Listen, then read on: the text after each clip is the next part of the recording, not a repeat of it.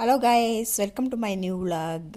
ಎಲ್ಲರೂ ಹೇಗಿದ್ದೀರಾ ಸ್ನೇಹಿತರೆ? ನಾನು ತುಂಬ ಚೆನ್ನಾಗಿದ್ದೀನಿ. ಇವತ್ತು ಶುಕ್ರವಾರ ಸಂಜೆ ವಿಡಿಯೋ ಸ್ಟಾರ್ಟ್ ಮಾಡಿದ್ದೀನಿ.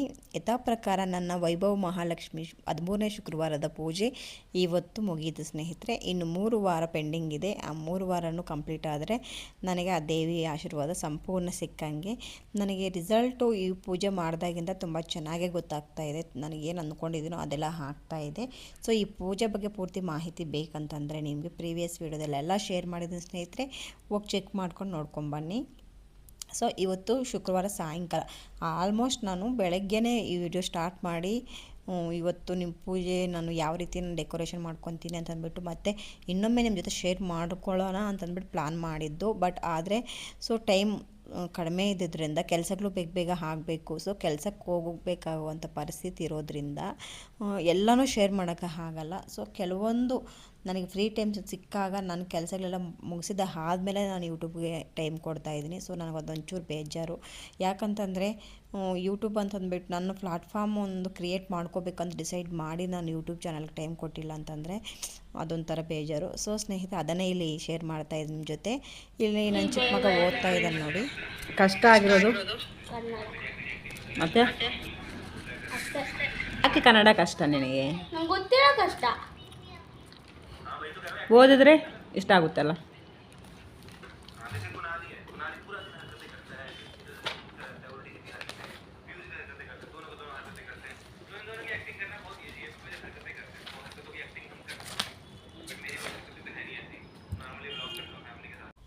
ಸೊ ಅವ್ರದ್ದು ಇಂಗ್ಲೀಷ್ ಮೀಡಿಯಮ್ ಆಗಿರೋದ್ರಿಂದ ಅವ್ರಿಗೆ ಕನ್ನಡ ಸಬ್ಜೆಕ್ಟ್ ಒಂದೇ ಇರುತ್ತಲ್ಲ. ಸೊ ಇಂಗ್ಲೀಷ್ ಮೀಡಿಯಮ್ ಓದೋರ್ಗೆ ಆಲ್ಮೋಸ್ಟ್ ಎಲ್ಲರೂ ಕನ್ನಡ ಕಷ್ಟ ಅಂತಲೇ ಹೇಳ್ತಾರೆ.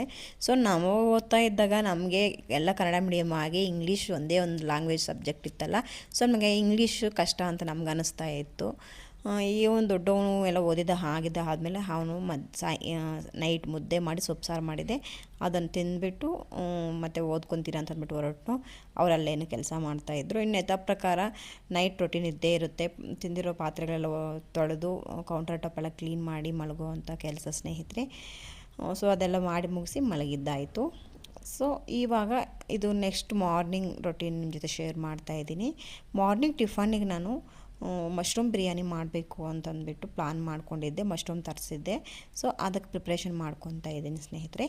ವಿಡಿಯೋ ಪೂರ್ತಿ ನೋಡಿ ಸ್ನೇಹಿತರೆ. ನಾನು ಲಾಂಗ್ ವಿಡಿಯೋ ಏನು ಆಗ್ತಾಯಿಲ್ಲ. ಒಂದು 10-11 ನಿಮಿಷದ ಒಳಗಡೆನೇ ನಾನು ವೀಡಿಯೋಸ್ನೆಲ್ಲ ಶೇರ್ ಮಾಡಬೇಕು ಅಂತ ಡಿಸೈಡ್ ಮಾಡಿದ್ದೀನಿ. ಯಾಕಂದರೆ ತುಂಬ ಲಾಂಗ್ ವಿಡಿಯೋ ಹಾಕೋದ್ರಿಂದ ನಿಮಗೂ ಟೈಮ್ ಸಿಗೋಲ್ಲ ನೋಡೋದಕ್ಕೆ. ಏನು ಕಂಟೆಂಟ್ ಇರುತ್ತೆ ಅಂತಂದ್ಬಿಟ್ಟು ನೀವು ಕಾಯ್ತಾ ಇರೋದು ಮತ್ತು ಡಿಸಪಾಯಿಂಟ್ ಆಗೋದು ಇದೆಲ್ಲ ಬೇಡ.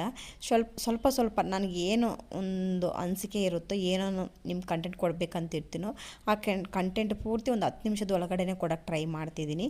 ಪೂರ್ತಿ ಲೆಂತ್ ವೀಡಿಯೋ ಮಾಡೋಕ್ಕೆ ಹೋದರೆ ನಿಮಗೂ ನೋಡೋದಕ್ಕೆ ಬೋರ್ ಅನಿಸ್ಬಿಡುತ್ತೆ, ನನಗೂ ತುಂಬ ಟೈಮ್ ತಗೊಳ್ಳುತ್ತೆ. ಆದ್ದರಿಂದನೇ ಈ ಥರ ಡಿಸೈಡ್ ಮಾಡಿ 11 ನಿಮಿಷದ ಒಳಗಡೆ ವೀಡಿಯೋಸ್ನ ಶೂಟ್ ಮಾಡಿ ನಿಮ್ಮ ಜೊತೆ ಶೇರ್ ಮಾಡ್ತೀನಿ ಸ್ನೇಹಿತರೆ. ಸೊ ಇವಾಗ ಬೆಳ್ಳುಳ್ಳಿ ಮತ್ತು ಶುಂಠಿ, ಕೊತ್ತಂಬರಿ ಸೊಪ್ಪು, ಪುದೀನ ಸೊಪ್ಪು, ಹಸಿಮೆಣಸಿನ್ಕಾಯಿ ಇದನ್ನೆಲ್ಲ ಚೆನ್ನಾಗಿ ಒಂದು ಮಿಕ್ಸಿ ಜಾರ್ಗೆ ಹಾಕ್ಕೊಂಬಿಟ್ಟು ಪೇಸ್ಟ್ ಮಾಡ್ಕೊಂಬಿಡ್ತೀನಿ.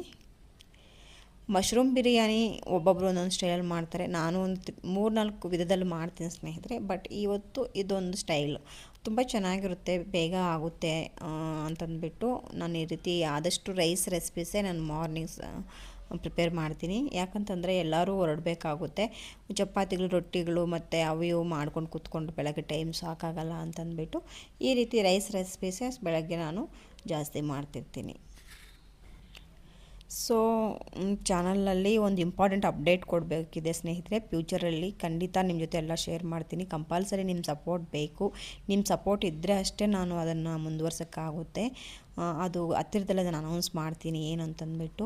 ನಿಜವಾಗ್ಲೂ ನನಗಂತೂ ಏನೋ ಏನಾದರೂ ಮಾಡಬೇಕು ಅಂತಂದ್ಬಿಟ್ಟು ತುಂಬ ದಿನದಿಂದ ಇದೆ. ಬಟ್ ಅದು ಯಾವ ರೀತಿ ಮಾಡಬೇಕು, ಏನು ಮಾಡಬೇಕು ಅಂತ ಎಲ್ಲ ಪ್ಲಾನ್ ಮಾಡ್ಕೊತಾ ಇದ್ದೀನಿ.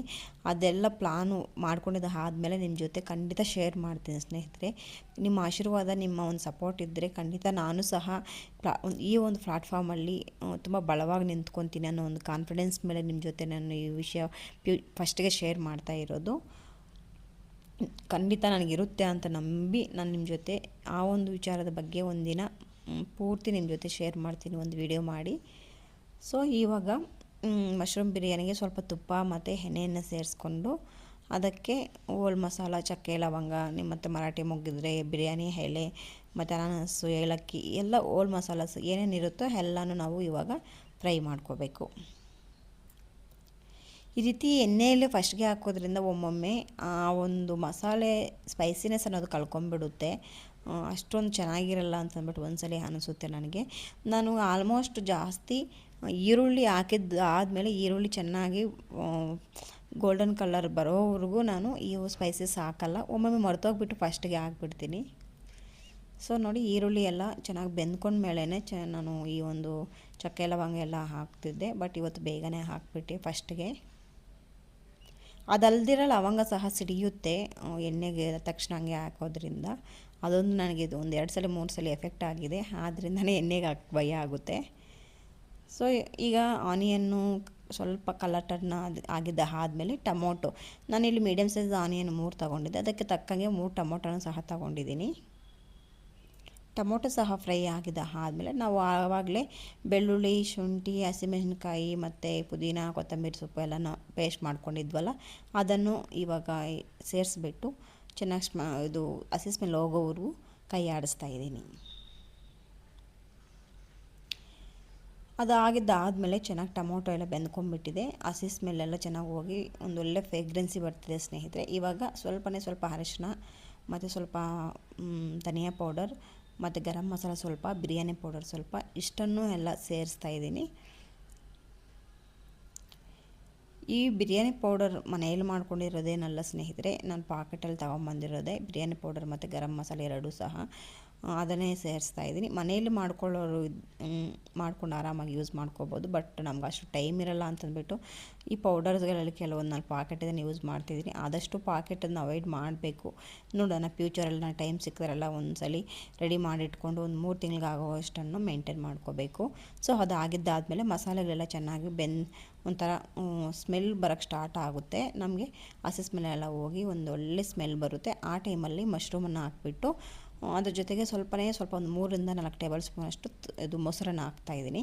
ಮೊಸರು ಹಾಕೋದ್ರಿಂದ ಒಂದು ಒಳ್ಳೆ ಬಿರಿಯಾನಿಗೆ ಒಂದು ಒಳ್ಳೆ ಟೇಸ್ಟ್ ಕೊಡುತ್ತೆ, ತುಂಬ ಚೆನ್ನಾಗಿರುತ್ತೆ ಮೊಸರು ಹಾಕೋದ್ರಿಂದ. ಅದಾದಮೇಲೆ ಮಶ್ರೂಮಲ್ಲಿ ನೀರು ಬಿಟ್ಕೊಳ್ಳುತ್ತಲ್ಲ, ಆ ಟೈಮಲ್ಲಿ ಸ್ವಲ್ಪ ಉಪ್ಪನ್ನು ಸೇರಿಸ್ತಾಯಿದ್ದೀನಿ. ಮಶ್ರೂಮ್ನ ಆದಷ್ಟು ನೀವು ಸ್ವಲ್ಪ ದಪ್ಪಕ್ಕೆ ಹಚ್ಚಿಟ್ಕೊಂಡಿರಿ. ನಾನು ಇಲ್ಲಿ 2 ಪಾಕೆಟ್ ಮಶ್ರೂಮ್ ತಗೊಂಡಿದ್ದೆ. ದಪ್ಪಕ್ಕೆ ಹಚ್ಚಿಟ್ಕೊಂಡ್ರೆ ನಮಗೆ ರೈಸ್ ಜೊತೆ ಬೆಂದ್ರೂ ತುಂಬ ಸಾಫ್ಟ್ ಆಗಿಬಿಡಲ್ಲ, ಸ್ವಲ್ಪ ಚೆನ್ನಾಗಿರುತ್ತೆ. ಆದ್ದರಿಂದ ತುಂಬ ಸಣ್ಣ ಕಟ್ ಮಾಡಿದ್ರಿ ಅಂತಂದರೆ ನೀವು ರೈಸ್ ಜೊತೆನೇ ಮೆಲ್ಟ್ ಆಗೋಗುತ್ತೆ ಅವು ಬೆಂದ್ಕೊಂಡ್ಬಿಟ್ಟು, ಯಾಕಂದರೆ ತುಂಬ ಸಾಫ್ಟಾಗಿರುತ್ತೆ ಮಶ್ರೂಮ್ ಆದ್ದರಿಂದ. ಸೊ ನಾನು ಇಲ್ಲಿ 2 ಗ್ಲಾಸ್ ಅಕ್ಕಿ ತಗೊಂಡಿದ್ದೆಲ್ಲ, ಸೊ ಅದಕ್ಕೆ ಒಂದು 4.5 ಗ್ಲಾಸಷ್ಟು ನೀರನ್ನು ಸೇರಿಸ್ತಾ ಇದ್ದೀನಿ. ಇಲ್ಲಿ ನನಗೆ ಆಲ್ರೆಡಿ ಗೊತ್ತಲ್ಲ, ಸೊ ನನಗೆ ಪ್ರಾಕ್ಟೀಸ್ ಇದೆ 2 ಗ್ಲಾಸ್ ಅಕ್ಕಿಗೆ ಎಷ್ಟೇ ನೀರು ಆಗಬೇಕು ಅನ್ನೋ ಒಂದು ಕಾನ್ಸೆಪ್ಟ್ ಮೇಲೆ. ಸೊ ಕೆಲವರು ಹೊಸದಾಗಿ ಮಾಡ್ತಾ ಇರೋರಾದರೆ ನೀವು ಗ್ಲಾಸ್ ಮೆಜರ್ಮೆಂಟಲ್ಲೇ ಹಾಕ್ಕೊಳ್ಳಿ, ಇಲ್ಲ ಅಂತಂದರೆ ನೀವು ಮಾಡ್ತಿರೋಂಥ ರೆಸಿಪಿ ತುಂಬ ಪುಡಿಯಾಗಿ ಬರಲ್ಲ, ರೈಸ್ ಅನ್ನೋದು ಸೀದೋಗೋ ಚಾನ್ಸ್ ಇರುತ್ತೆ. ಸೊ ಸ್ನೇಹಿತರೆ, ನಾನು ಮಶ್ರೂಮ್ ಮಾಡಿದ ಆದಮೇಲೆ ನಿಮಗೆ ಆ ವಿಡಿಯೋನ ಶೇರ್ ಮಾಡೋಕ್ಕಾಗಿಲ್ಲ, ಯಾಕಂದರೆ ಫೋನ್ ಬಂತು ಮಾತಾಡಿಕೊಂಡು ನಾನು ವಿಡಿಯೋ ಮಾಡಬೇಕನ್ನೋದನ್ನೇ ಮರ್ತೋಗ್ಬಿಟ್ಟೆ. So sorry. ತುಂಬ ಚೆನ್ನಾಗಿತ್ತು, ಟೇಸ್ಟು ತುಂಬ ಚೆನ್ನಾಗಿ ಬಂದಿತ್ತು. ಸೊ ಇದು ನೆಕ್ಸ್ಟ್ ಡೇ ವಿಡಿಯೋ ಕ್ಲಿಪ್ ಇತ್ತು, ಅದನ್ನು ನಿಮ್ಮ ಜೊತೆ ಶೇರ್ ಮಾಡ್ತಾಯಿದ್ದೀನಿ. ಸೊ ಸ್ನೇಹಿತರೆ, ಯಾರೆಲ್ಲ ಚಾನಲ್ಗೆ ಹೊಸದಾಗಿ ನೋಡ್ತಾ ಇದ್ರೋ ಪ್ಲೀಸ್ ಚಾನಲ್ಗೆ ಸಬ್ಸ್ಕ್ರೈಬ್ ಮಾಡ್ಕೊಂಡು ನೋಡಿ. ನಾನು ಹಾಕೋವಂಥ ಪ್ರತಿಯೊಂದು ವೀಡಿಯೋನು ನಿಮ್ಗೆ ಇಷ್ಟ ಆಗಿದೆ, ವಿಡಿಯೋಗೆ ಒಂದು ಲೈಕ್ ಕೊಡಿ. ಸೊ ಸ್ನೇಹಿತರೆ, ಇನ್ನೂ ಹೇಳ್ಬೇಕಂತಂದರೆ ನಿಮ್ಮ ಮನೆ ಮಗಳಾಗಿ ಸ್ವೀಕಾರ ಮಾಡಿ, ನಿಮ್ಮೆಲ್ಲ ಸಪೋರ್ಟು, ನಿಮ್ಮೆಲ್ಲರ ಆಶೀರ್ವಾದ ನಮ್ಮ ಚಾನಲ್ ಮೇಲೆ ನನ್ನ ಮೇಲೆ ಇರುತ್ತೆ ಅನ್ನೋ ಒಂದು ನಂಬಿಕೆಯಿಂದ ನಾನು ಡೈಲಿ ವೀಡಿಯೋಸ್ ಹಾಕಿಲ್ಲ ಅಂದ್ರೂ ಅಟ್ಲೀಸ್ಟ್ ವಾರಕ್ಕೆ ಒಂದು 3-4 ವೀಡಿಯೋಸ್ ಶೇರ್ ಮಾಡಿದ್ರು ತುಂಬ ಚೆನ್ನಾಗಿ ಸಪೋರ್ಟ್ ಮಾಡ್ತಿದ್ದಾರೆ ಸ್ನೇಹಿತರೆ ನನ್ನ ಸಬ್ಸ್ಕ್ರೈಬರ್ಸ್. ಅದಕ್ಕೆ ತುಂಬ ನಾನು ಅವ್ರಿಗೆ ಚಿರಋಣಿಯಾಗಿರ್ತೀನಿ. ಸೊ ಇನ್ನೂ ಹೆಚ್ಚಿನ ಸಪೋರ್ಟ್ ಬೇಕು ಅಂತಂದ್ಬಿಟ್ಟು ನಿಮ್ಮ ಜೊತೆ ಕೇಳ್ಕೊಳ್ತಿದ್ದೇನೆ.